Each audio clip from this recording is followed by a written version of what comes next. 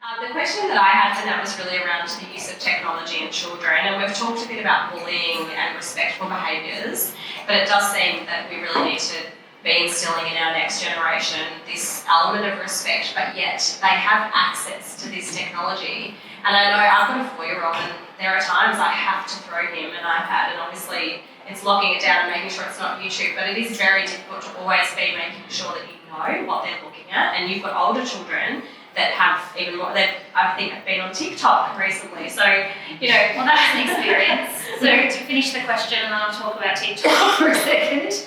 The question is, how do you manage technology with children and make sure that you're still instilling that really good sense of respect? Yeah, I think what's interesting is, when technology has evolved, and we had things as well as kids that our parents were certainly concerned about, like get off your Game Boy, and I'd be like, why? Do you know what I mean? So it's definitely an evolution. The difference is obviously the connection that you have now with social media and making sure that our children are safe around that.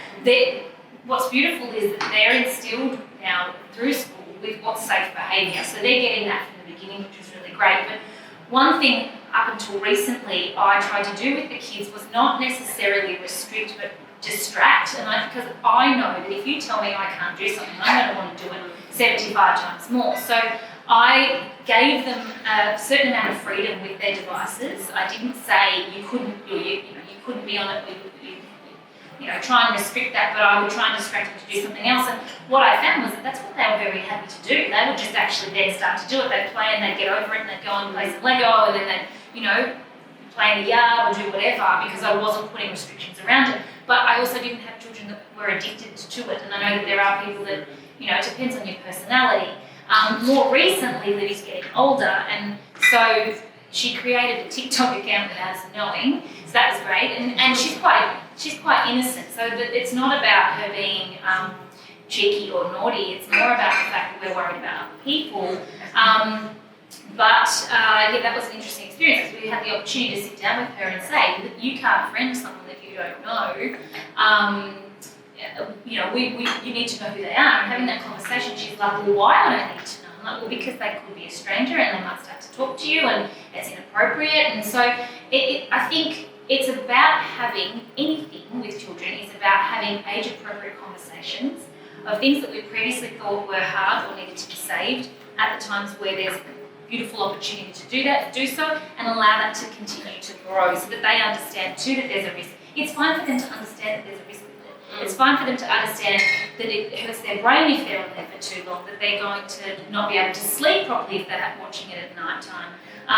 But then that gets to evolve into the conversation of when it becomes more social, protecting them against that. But the reality of what they're sharing, and even when on Instagram, when the likes got turned off, I was actually livid. I'm like, this is the most ridiculous thing I've ever heard. We need to teach kids to be resilient, not about how many likes they've got. We're actually doing something wrong here if we can't say that's irrelevant. I always say to mentees or kids or whoever, the people that need to see your content are going to see your content, whether they're your best friend or it's a wider audience. So, I was really mad. My talent manager had to stop me getting on a rant on social media. I was so mad about it. And we had this head-to-head. She's like, I think it's fabulous. I said, I think it's stupid, because it's not actually teaching anyone anything. It's just putting a Band-Aid on it of something that's actually a real issue. If you are offended because people didn't like your post, we have to grow strategies around that.